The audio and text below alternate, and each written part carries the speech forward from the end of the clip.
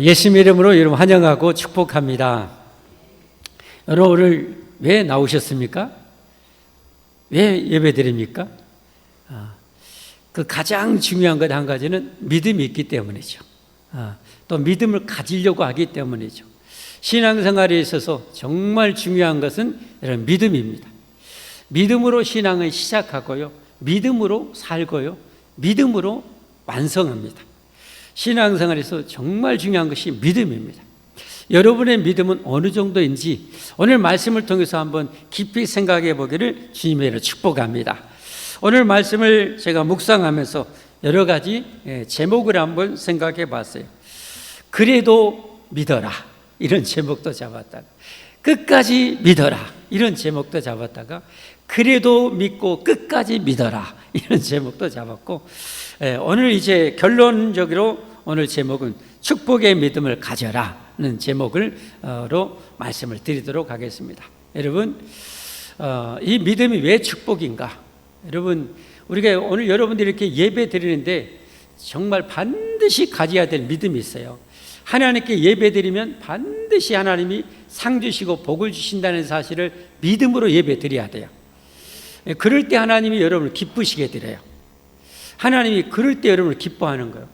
우리가 기복적인 신앙이다 라고 생각하시는데 그건 잘못된 말씀. 여러분, 이 세상에 복 없이 살 수 있는 사람이 어디 있는가요? 우리는 하나님의 복이 필요한 줄 믿습니다. 그래서 성경에 여러분 복이라는 말이 얼마나 많이 나온지 몰라요. 하나님은 오직 하면 만복의 근원이시다. 하나님은 그 만복을 우리에게 주기를 원하신다. 여러분, 그 복을 우리는 누려 가십시다. 그런데 이 축복은 뭐예요? 믿음만큼 받는 거예요. 믿음의 그릇이 이만큼 있으면 이만큼 복을 받고요, 믿음의 그릇이 이만큼 있는 사람은 이만큼 복을 받아요. 믿음이 태산 같은 사람은 태산만큼 여러분 복을 받아요. 믿음대로 받는 거예요. 여러분, 예배가 축복인 것 아시죠?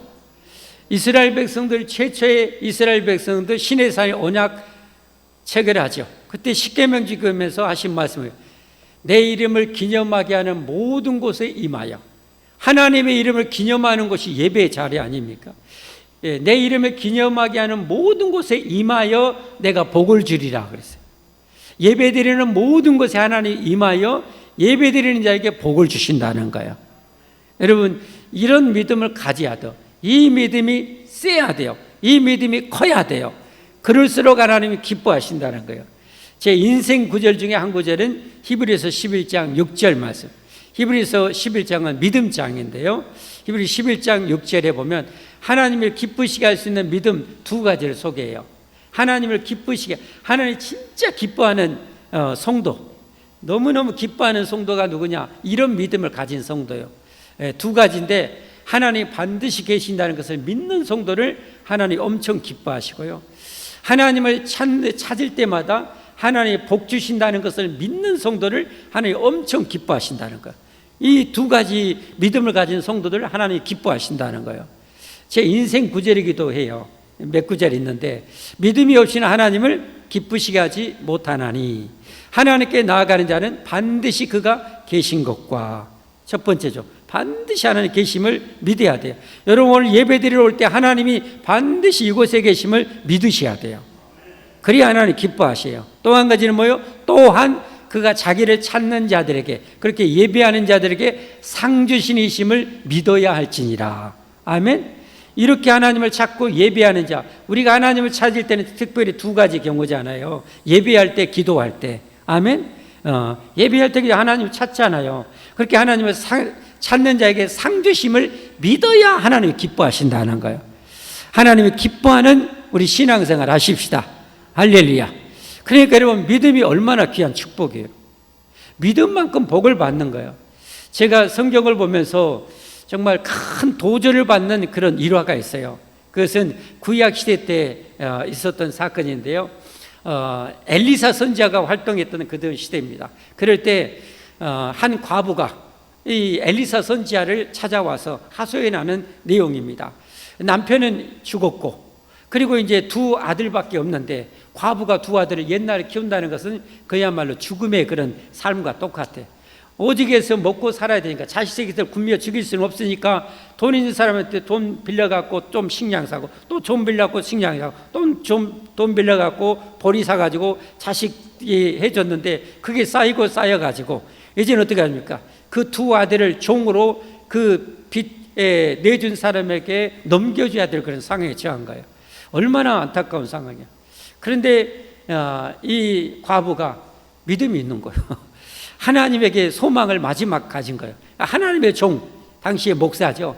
엘리사 선지자 찾아가서 이 상황을 얘기합니다. 그럴 때 엘리사 선지자가 어떻게 조치하는지 열왕기하 4장 1절부터 쭉 나오는데요. 여기는 넘어가고 2절 보겠습니다. 엘리사가 그에게 이르되 내가 너를 위하여 어떻게 하랴? 내 집에 무엇이 있는지 내게 말하라. 그가 이르되 계집종의 집에 기름 한 그릇 외에는 아무것도 없는. 기름 한 그릇. 주로 우리나라는 뭐 콩기름 뭐 여러 가지 하지만 저기서 올리브 기름, 감람유 기름 대부분 그 쓰잖아요. 그 기름 한 그릇밖에 없어라 이렇게 하는 거예요. 그랬더니 3절 말씀에 이르되 너는 밖에 나가서 여기 잘 봐야 돼요. 모든 이웃에게 기름을 빌리라. 빠지 말고 모든 이웃에게 기름을 빌리라. 빈 그릇을 빌리라. 차 있는 그릇, 중간만큼 있는 그릇이 아니라 빈 그릇을 빌리되 조금 빌리지 말고 많이 빌리라는 거예요. 모든 이웃에게 가서 빈 그릇을 많이 빌리라. 너는 내 두 아들과 함께 들어가서 문을 닫고 그 모든 그릇에 기름을 부어서 차는 대로 옮겨 놓으라. 여기서 이제 이 과부의 믿음이 드러나겠죠. 하나님을 조금 믿었다면 에이 뭐 이런 일이 있을 거라고 뭐 이런 기적이 일어날 거라고 혹시 허락이니까 한 두세 개 그릇 빌려다가 할 수 있겠죠. 좀 하나님을 향한 믿음이 큰 사람은 한 10개 정도 했겠죠. 우리 주일학교 중고등부 애들한테 아까 물어봤어요. 몇 개 빌리래? 10개, 뭐 15개, 16, 어떻게 15개가 나오고 17개가 막 나오는지 저는 잘 모르겠는데 17개 지 나이인가? 하여튼 이렇게 하더라고요. 그래서 제가 청년 선생님한테 물어봤어요. 청년 선생님한테 물어봤더니 몇 개 정도 빌릴 것 같아요? 몇 개를 사요? 한 1000만 개? 예, 1000만 개 정도 빌릴 거라고 그래요. 야, 역시 주일학교하고 선생님하고 이 믿음의 사이즈 차이더라고요. 1000만 개. 여러분 같으면 몇 개 정도 빌릴 것 같아요, 여러분? 이게 믿음이에요, 여러분. 믿음의 사이즈. 그래서 어떻게 합니까? 5절 말씀에 여인이 물러가서 그의 두 아들과 함께 문을 닫은 후에 그들은 그릇을 그에게로 가져오고 그는 부었더니 엄마한테 그릇은 가져오고 아들들이 엄마는 붓고 한 거예요. 그릇에 다 찬지라. 여인이 아들에게 이르되 또 그릇을 내게로 가져오라 하니 아들이 이르되 다른 그릇이 없나이다. 다 찼어요. 빈 그릇 없어요. 하니 기름이 곧 그쳤더라. 저는 이 이야기를 정말 잊을 수가 없어요. 잊을 수가 없어. 결국은 뭐예요? 믿음대로구나. 그래서 어떻게 합니까? 엘리사 선지자한테 이렇게 됐어요. 그랬냐? 그러면 그걸 팔아가지고 빚 다 갚아불고 너희 가족 살아라 라는 거예요. 그러면 우리 청년 선생님처럼 1000만 개 정도 그릇 빌렸으면 어떻게 됐어요? 아마 준 재벌은 됐을 것 같아. 그러나 믿음이 적은 사람은 어떻게 되겠어요?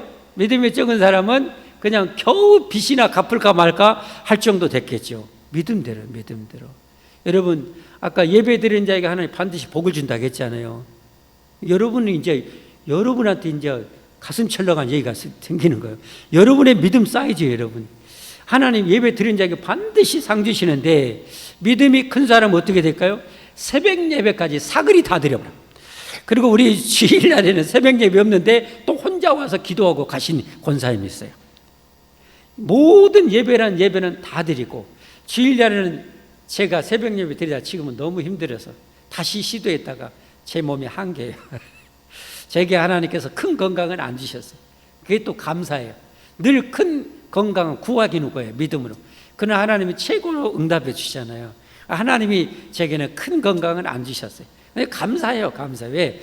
그게 경건에는 유익이 많이 되기 때문에. 이래도 감사, 저래도 감사해요, 여러분.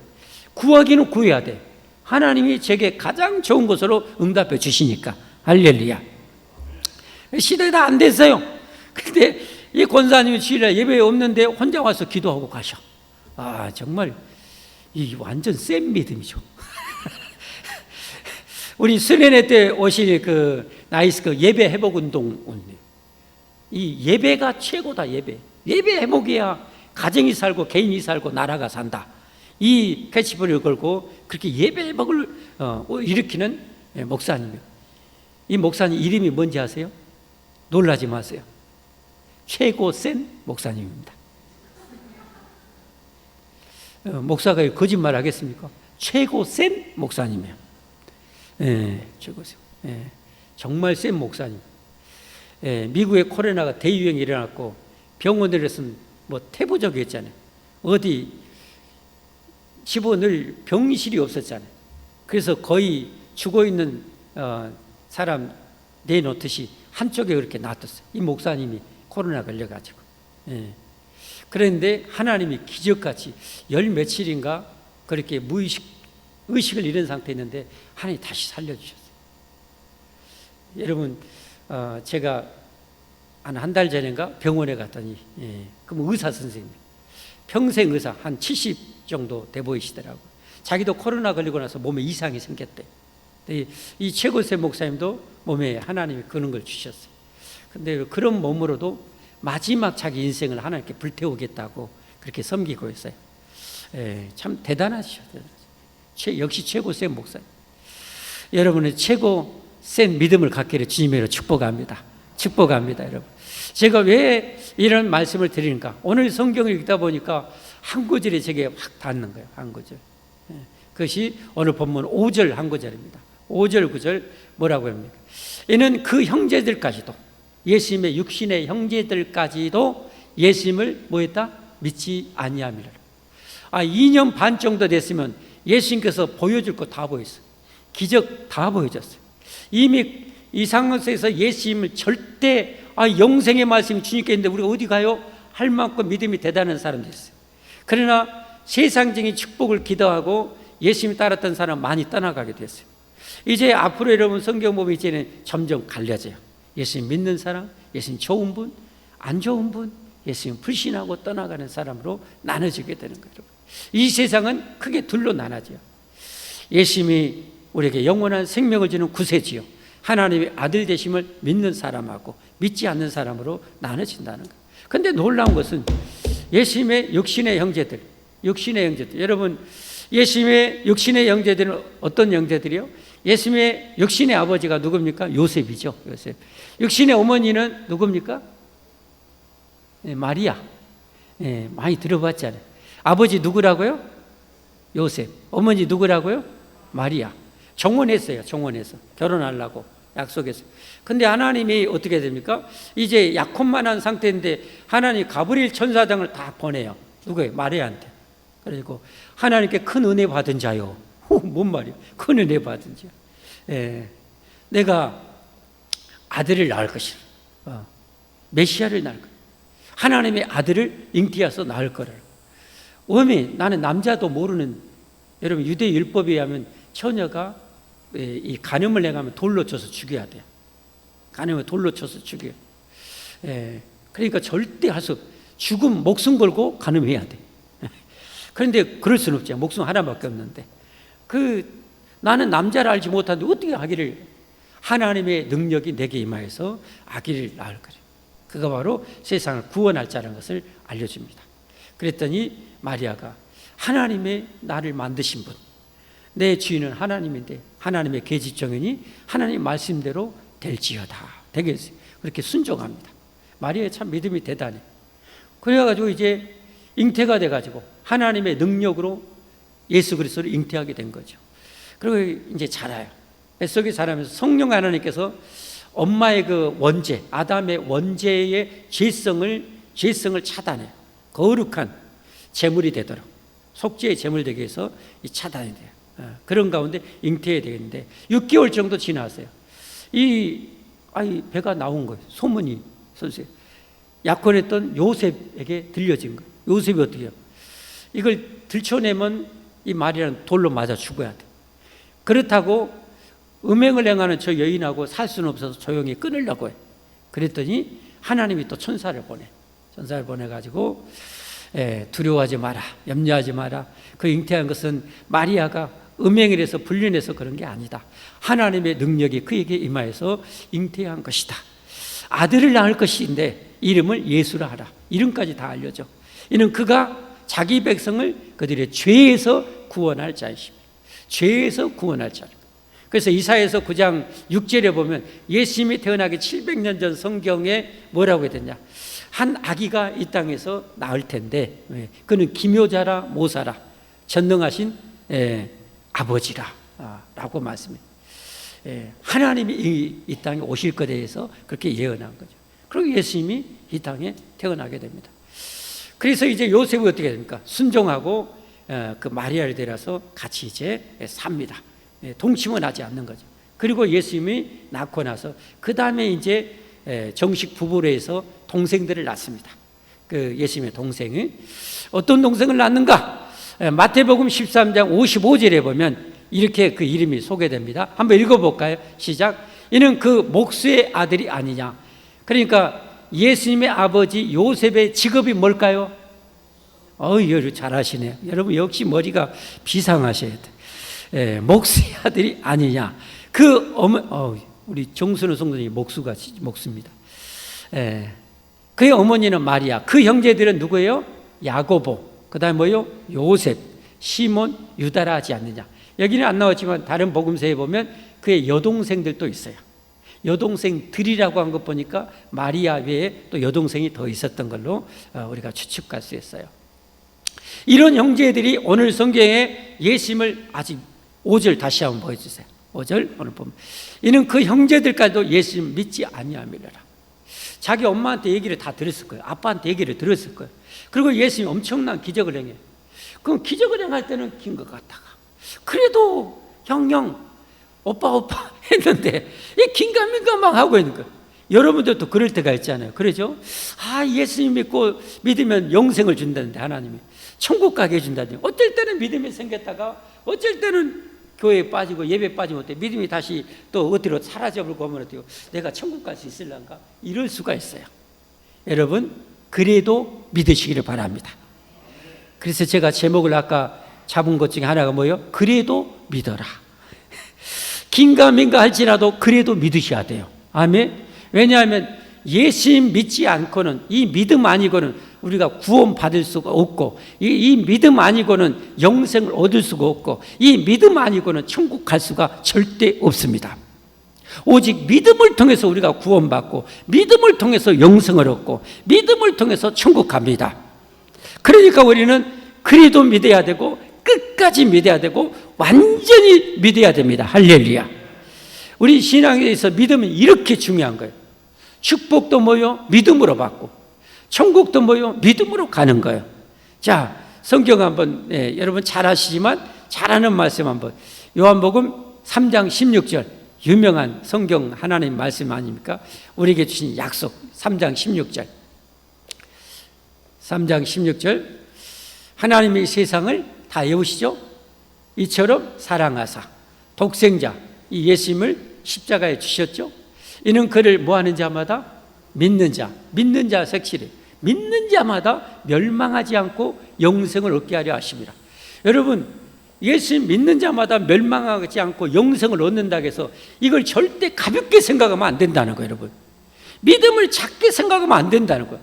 예수님의 육신의 동생도 직접 목격하고 보았던 예수님의 동생들도 이 믿음을 갖기가 이렇게 어려웠다는 거예요.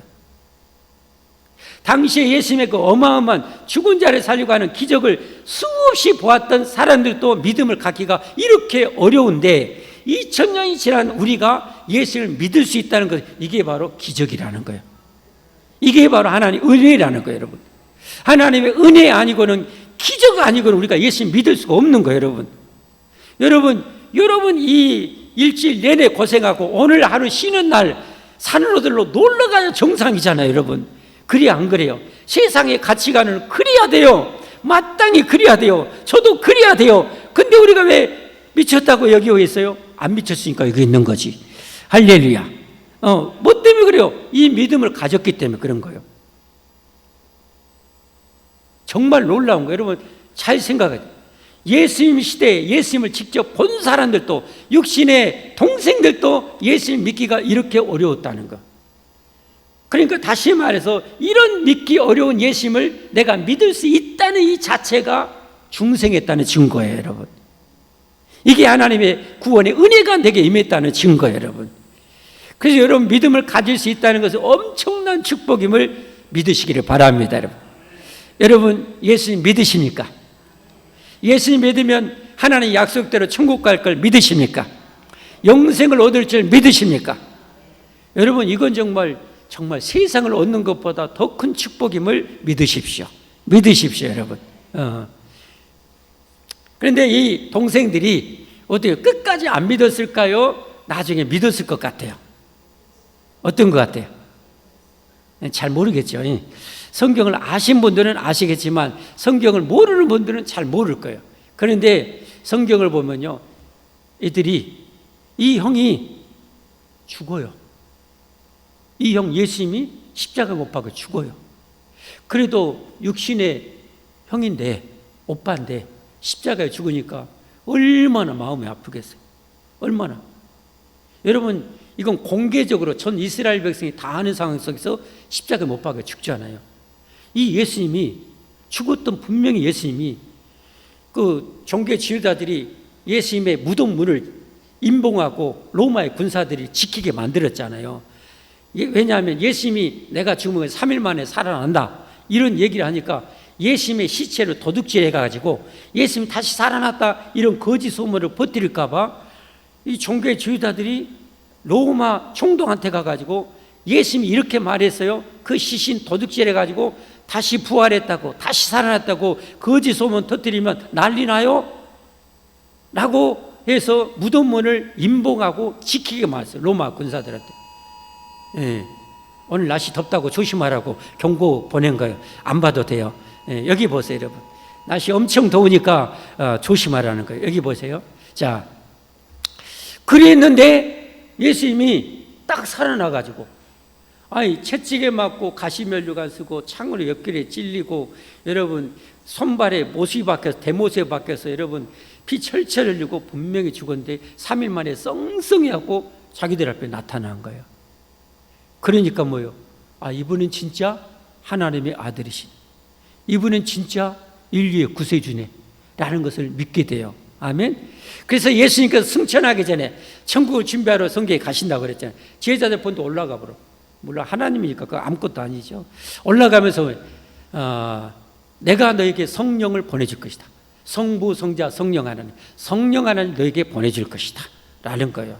기다려라. 그랬더니 120명의 제자들이 마가의 다락방에서 마가복음을 기록한 마가의 다락방에서 열심히 기도합니다. 참 마가도 부자였는데 예수 믿었어요. 참 택함 받은 자는 이 축복을 받습니다. 할렐루야. 부자건 가난한 것은 참 축복받을 사람은 예수님 믿어요. 그래가지고 기도하는데 그 기도의 수에 누가 들어가냐? 이 예수님의 동생이 들어가 있어요. 사도행전 1장 14절입니다.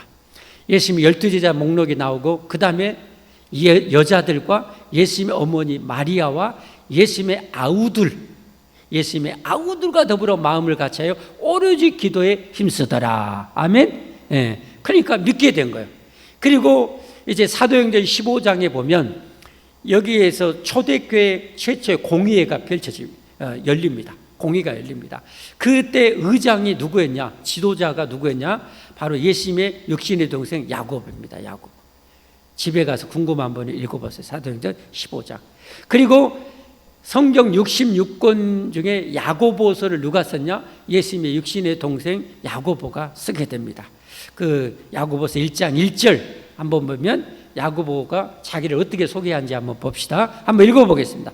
하나님과 주 예수 그리스도의 종 야고보는 흩어져 있는 12지파에게 문안하노라. 뭐라고 소개했어요? 주 예수 그리스도의 동생 야고보가 아니에요. 종. 안 거예요. 예수님이 바로 하나님이시요 인류의 구세주라는 걸 알아요. 나는 그의 종입니다 라고 고백하면서 흩어져 있는 교회에 편지를 쓴 것이 야고보서입니다. 그런가 하면 예수님을 배반하고 은삼시에 팔아먹고 자살해가지고 창자가 터져서 비참하게 지옥 간 예수님 12제자 가룟 유다가 있는데, 그 유다 말고 예수님의 동생 유다, 그 유다가 쓴 성경이 바로 유다서입니다. 유다서 1장 1절에 뭐라고 소개한지 한번 보겠습니다. 예수 그리스도의 종이요, 누구의 형제? 야고보. 아까 야고보 나왔었잖아요. 야고보의 형제인 유다는 그리스도, 예수 그리스도의 종이라고 이렇게 고백해요.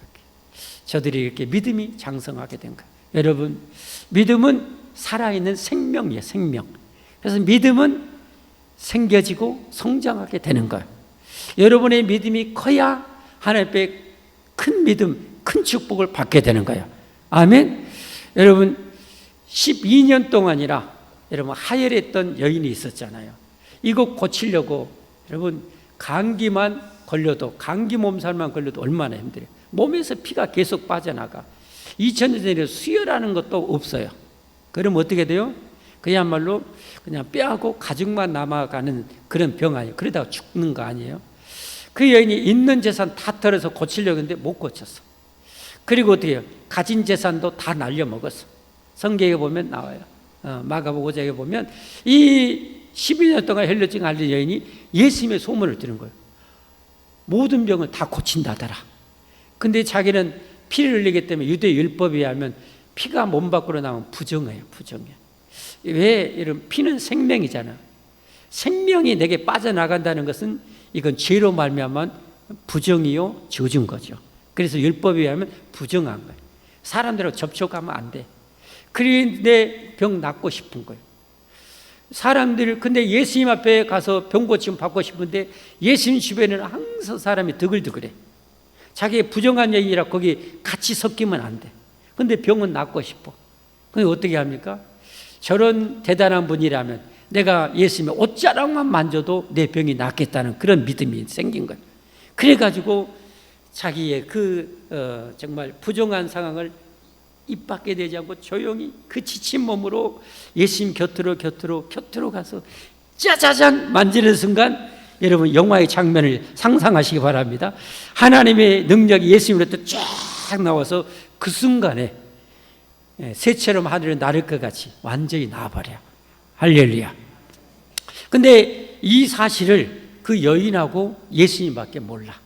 예수님께서 이 여인의 믿음을 우리에게 알려주고 싶은 거예요.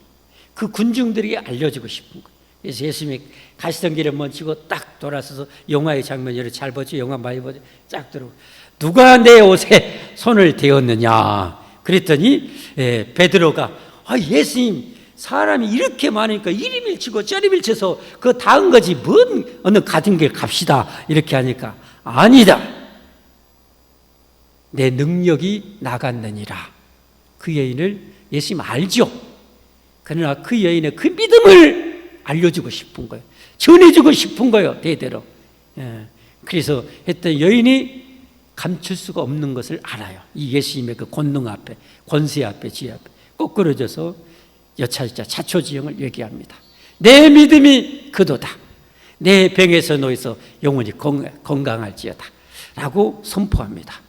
여러분, 이 여인이 만약에 믿음이 없었다면 어떻게 했을까요? 집에 있어서 낙심하고 좌절하고 슬퍼하고 절망 가운데 살다가 죽었을 거예요. 얼마 못 살고. 그러나 이 여인에게는 뭐가 있었는 거예요? 믿음이 있었던 거예요. 예수님의 옷자락만 되어도 나으리라 믿음이 있었던 거예요. 그 믿음이 이 병을 고치게 한 거예요. 여러분, 성경 여러분 복음서를 보면 예수님이 기적을 행할 때 끊임없이 강조한 게 뭐예요? 요구한 것이 믿음이었어요. 여러분, 아니 병든 자, 나병 걸린 자, 소견이 와가지고 예수님 앞에 막 부르짖는 거예요. 그럼 예수님 모를까요? 아실까요? 여기 참 어려운 문제예요. 왜 자기에게 부르짖는지 알까요? 모를까요? 다 알죠. 근데 요구한 거예요. 내가 너 고쳐줄 줄 믿냐? 예, 믿습니다. 내 믿음대로 될지어다. 순간에 나서버려요. 믿음입니다. 믿음. 하나님은 보이지 않아요. 영으로 계셔요. 이런 엄청난 하나님을 향한 믿음이 클수록 어마어마한 삶을 살게 되는 거예요. 여러분, 이런 삶을 살기를 주님으로 축복합니다. 여러분, 예수님께서 부활하시고 나서 말씀하셨잖아요. 하늘과 땅의 모든 것을 내게 주셨으니 내가 세상 끝날까지 너희와 항상 함께 있으리라. 할렐루야. 이 하나님 모시고 우리는 살아야 된다니까요. 이게 신자의 삶이에요, 여러분. 그러니까 기적이 일어나는 거예요.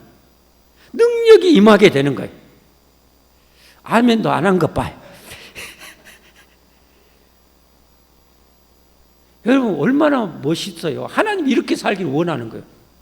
믿는 자에게는 이런 능력, 믿는 자에게 이런 표적이 따르리니. 아멘.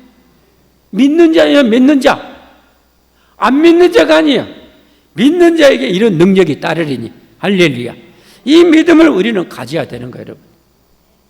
이 믿음으로 무엇보다 최고의 복, 영원한 복, 구원받아 천국 갑니다. 네. 다시 요한복음 3장 16절 뭐라고 말씀했는지 보십시다. 3장 16절 같이 읽어봅시다. 시작. 하나님이 세상을 이처럼 사랑하사 독생자 예수님이죠. 십자가에 내어주셨으니 이는 그를 뭐하는 자마다 믿는 자마다 멸망하지 않고 영생을 얻게 하려 하십니다. 믿음을 가볍게 생각하지 마십시오. 여러분. 믿음을 하찮게 생각하지 마십시오. 여러분, 믿을 수 있다는 게 어마어마한 축복임을 믿으시고 지금 믿음이 약할지라도 그래도 믿으셔야 됩니다. 끝까지 믿으셔야 여러분 반드시 구원받아 천국 갑니다.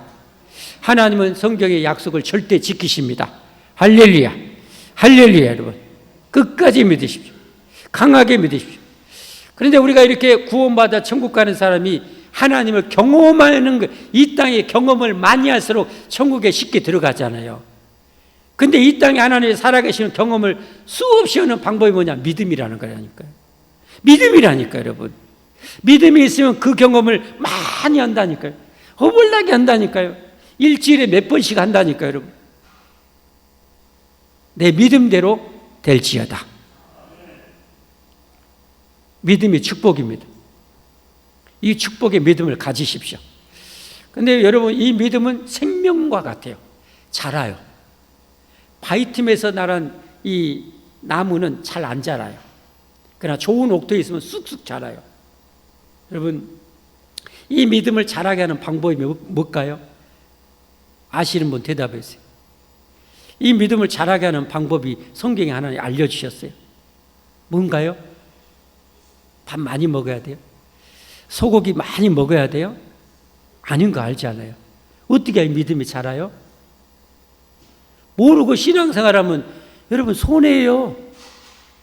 로마서 10장 17절에 그 해답이잖아요. 로마서 10장 17절 해답이 뭔가요? 로마서 10장 17절. 네, 같이 읽어보십시오. 여러분, 여러분의 믿음을 키우는 방법이에요. 시작. 자, 뭐함으로 나요? 들음으로. 여기 여러분 믿음이 크고 작든지 간에 다 있을 거예요. 큰 믿음도 있어요. 그 믿음이 어떻게 생겼냐? 들음으로. 들음으로 이런 믿음이 다 생긴 거예요. 아멘? 들음에서 나면, 들음은 그리스도의 말씀, 구세주의 예수님의 말씀을 들을 때 이 믿음이 생기는 거예요. 이 믿음이 커지는 거예요. 할렐루야. 그래서 말씀을 많이 들은 것, 예배를 많이 드릴수록 축복받되 말씀을 들어 믿음이 거대해져서 더 큰 복을 받는 거예요, 여러분. 예. 이런 축복을 받기를 예수님으로 축복합니다. 축복합니다. 자손 대대로 이런 큰 믿음으로 큰 복 받기를 예수님으로 축복합니다. 오늘 밤 예배 많이 나와 오늘 역사가 기적이 일어날 줄 믿습니다. 수예배도 많이 나올 기적이 일어날 줄 믿습니다. 예, 여러분 큰 복 받으려고 자 찬송하겠습니다.